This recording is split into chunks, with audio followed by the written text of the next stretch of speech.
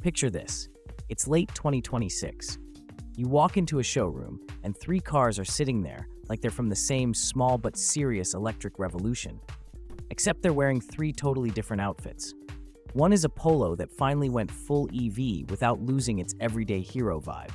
One is a compact SUV that's basically a T-Cross for the electric era, practical, punchy, and surprisingly capable. And one is Škoda doing what Škoda does best, quietly dropping a value-packed city SUV that makes you wonder why anyone would overpay for premium in the first place. Today, we're doing a full presentation of the 2026 Volkswagen ID Cross, the Volkswagen ID Polo, and the Škoda Epiq, what they are, what's under the skin, and why these three matter way more than their size suggests. Let's start with the big picture, because this is not random. Volkswagen is basically reorganizing its entry-level EV strategy around cars normal people can actually use every day without treating the price tag like a luxury accessory. That's why you'll keep hearing the same keywords across these models: compact dimensions, smart packaging, front-wheel drive EV architecture, and range numbers that aim for real life instead of marketing fantasy. And it's also why the naming is changing in a way that finally makes sense. The concept you knew as ID. 2all is being pushed toward the nameplate everyone already trusts, Polo, so the electric version doesn't feel like an experiment. It feels like the next chapter. Now, the star of the small car side, the all-new Volkswagen ID Polo. This is the moment VW has been building toward for years, taking one of the most recognizable compact cars on the planet and re-engineering it into a dedicated EV, without turning it into a weird sci-fi gadget that forgets how people actually drive and live. The ID Polo is positioned as entry-level electric mobility, but the way VW talks about it is key. It's the first of multiple new electric models coming into the small and compact segments from 2026 onward. So this isn't one new car. This is the opening move of a whole new generation. Under the skin, the ID Polo is built around an updated evolution of VW's modular electric toolkit. The important part here is what this enables: a more compact, more efficient, more space-smart layout, especially because this generation leans into electric front-wheel drive for the smaller classes. And front-wheel drive in an EV is not old tech, it's packaging logic. It helps reduce complexity, manage weight, free up cabin volume, and keep cost in check. When you're aiming at the heart of the market, that matters. Now let's talk outputs, because Volkswagen isn't doing the one-motor take-it-or-leave-it strategy here. The ID Polo is planned with 4 output levels: 85 kilowatts, 99 kilowatts, 155 kilowatts, and 166 kilowatts. In horsepower terms, you're spanning from sensible commuter power all the way to the kind of punch that makes a compact EV feel genuinely quick. And alongside that, the ID Polo is planned with 2 battery sizes. Volkswagen is aiming for a range of up to about 450 kilometers, depending on version. That's a key number because it places the best range versions into the weekly routine comfort zone: commute, errands, a weekend trip, without constant charging anxiety. And since the Polo has always been about small outside, usable inside, the space claim is a big deal. VW's packaging message here is clear. The front-wheel drive EV concept gives the ID Polo strong interior room for 5 people and luggage capacity up to 435 liters. In compact car terms, that's exactly the kind of practicality that makes a daily driver feel like it's not a compromise. But the most interesting part of the ID Polo story might actually be the cabin philosophy, because VW is clearly reacting to criticism. The interior is being described as intuitive, charismatic, and detailed, with a focus on getting the basics right. And that includes a new cockpit approach where the emphasis is on clear information, tidy menu structures, and, this is the line that matters, more buttons for direct functions. You also get a multifunction steering wheel with clear button controls and operating patterns that feel familiar instead of reinvented for no reason. Translation: VW is trying to make the ID Polo feel like a car again, not a touchscreen experiment with wheels. Design-wise, Volkswagen frames this car within a newer design language, more pure, more positive, and more upscale in perceived quality than you'd expect from an entry-level segment. So you'll see cues like fabric-covered surfaces on the dash and doors, and details meant to make the cabin feel closer to what you'd normally associate with a class above. That's important because in 2026, a cheap-looking interior is not acceptable anymore, even for a budget car, especially when your competitors are throwing giant screens and shiny trim at everything. Timing-wise, the ID Polo is not a far-off dream. Volkswagen has indicated official pre-sales timing around late April 2026, and that means this is moving from near-production preview into real buying decisions territory fast. So when we say full presentation, we're not talking about a vague concept with no roadmap. We're talking about a car that's basically at the finish line. Now let's widen the lens and step into the compact SUV that completes the pairing, the Volkswagen ID Cross.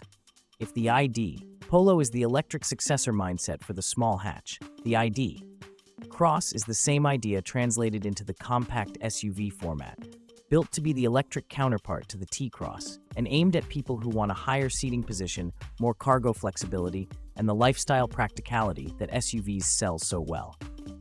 Technically, the ID Cross concept is positioned as near production, and the specs we have are unusually concrete, because this isn't just a styling exercise. The drivetrain layout is MEB Plus with front-wheel drive, and power is listed at 155 kilowatts or 211 PS.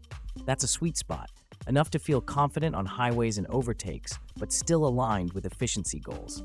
Range is targeted up to around 420 kilometers on the WLTP cycle. So if the ID Polo's top figure is up to 450, the ID Cross is basically the SUV that stays competitive without pretending physics doesn't exist. And the packaging is where it gets really interesting. Despite a compact length of 4,161 millimeters, the ID Cross is designed to carry real life. You get a 450-liter luggage compartment plus a 25-liter front trunk, so you've got a practical rear space for groceries, strollers, suitcases, and then a little frunk zone for charging cables or small gear. That's exactly the kind of detail that makes an EV feel more usable, not just different.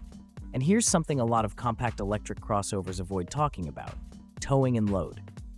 The ID Cross concept is designed with a drawbar load of 75 kilograms, enough for carrying things like a 2 e-bike rack, and a maximum trailer weight up to 1,200 kilograms, braked at an 8% gradient. For a compact front-wheel drive EV, those are meaningful numbers. It suggests VW is engineering this not just as a city crossover, but as a weekend and hobby tool as well, something you can actually attach gear to. Top speed is listed at 175 kilometers per hour, which is again a practical number. Not excessive, but comfortably within Autobahn reality. Dimensionally, you're looking at width of 1,839 millimeters, height of 1,588 millimeters, and a wheelbase of 2,601 millimeters. So the stance should feel planted, and the cabin should be proportioned for real passenger comfort rather than style first, knees second.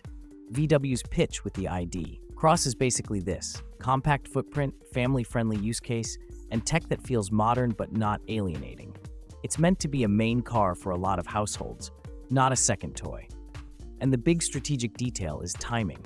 The production version is expected toward the end of 2026. So the ID Cross and ID Polo are effectively arriving as a 1-2 punch: hatchback and compact SUV, both targeted at affordable electric mobility, both designed to scale. Now, let's hop over to the cousin in the Volkswagen Group that often delivers the most logical answer to the same question: the Škoda Epiq. The Epiq started as a show car, but the message is crystal clear. This previews Škoda's most affordable all-electric SUV crossover, scheduled for production in 2026. And Škoda isn't subtle about the mission. This is meant to be an everyday companion, compact enough for city life, but with the kind of cabin and cargo packaging that makes Škoda buyers loyal for decades. First, the core positioning. The Epiq sits in the city SUV crossover space with a length around 4.1 meters. That's the sweet zone. Easy to park, easy to maneuver, but not tiny inside. And practicality is being treated like a headline feature, not a footnote. Cargo capacity is described in the high 400-liter range depending on the stated configuration, with the number highlighted as a major selling point. That's classic Škoda. If the car is meant to be affordable, it still has to be useful. Range is targeted up to roughly the low to mid 400-kilometer zone, depending on final production specs. Again, very much aligned with what these vehicles are for: commuting, errands, school runs, and weekend trips with planned charging, rather than constant anxiety. And pricing expectations are framed in a way that tells you exactly who this car is for. Škoda is aiming for a starting point comparable to its combustion counterpart in the lineup, so the electric version isn't the premium upgrade. It's simply the next default. Design language also matters here. Škoda positions the Epiq as a key model, adopting its modern, solid design direction: bold, minimalist, functional. That usually means cleaner surfacing, more robust visual proportions, and an interior that prioritizes storage solutions and usability. If VW's vibe is refined and familiar, Škoda's vibe is smart and honest. The car that feels like it was designed by someone who actually carries stuff, drives in bad weather, and doesn't want drama from their daily transport. Now here's where these three connect in a way that matters for buyers. They represent the moment where entry-level EVs stop being tiny city pods and start being normal cars again. The ID Polo is the compact hatch you can live with. The ID Cross is the compact SUV that doesn't forget towing and cargo. And the Škoda Epiq is the value-focused, space-smart option that takes the same basic mission and pushes it through Škoda's practicality filter. So which one should you care about? If you want the purest, most classic small car daily driver experience, but modernized into an EV, the ID Polo is the headline. Multiple power levels, 2 battery sizes, up to about 450 kilometers of range potential, serious luggage space for the class, and a cockpit approach that's clearly trying to fix the too much touch, not enough tactile era. If you want the same affordability philosophy, but you need the SUV shape, higher seating, family flexibility, and that extra practicality, the ID Cross is the one to watch. A 155 kilowatt front drive setup, up to around 420 kilometers of range, 450 liters of trunk, plus a frunk, and towing specs that are actually worth mentioning, especially for bikes and small trailers. And if you want the most rational, electric, everyday SUV proposition, where the brand is obsessing over cargo space and value as much as design, the Epiq is going to be a major player, especially because it's positioned as the affordable electric entry in Škoda's lineup and scheduled for production in 2026. Now, here's the final takeaway. These cars are not trying to be futuristic. They're trying to be normal, in the best possible way. Volkswagen and Škoda are basically saying electric mobility doesn't need to be a luxury product or a tech demo. It can be a Polo, it can be a T-Cross-sized SUV, it can be a Škoda with a big boot and a smart layout. And if they get the pricing and supply right, this is the category shift where EVs stop being early adopter decisions and start being default choices.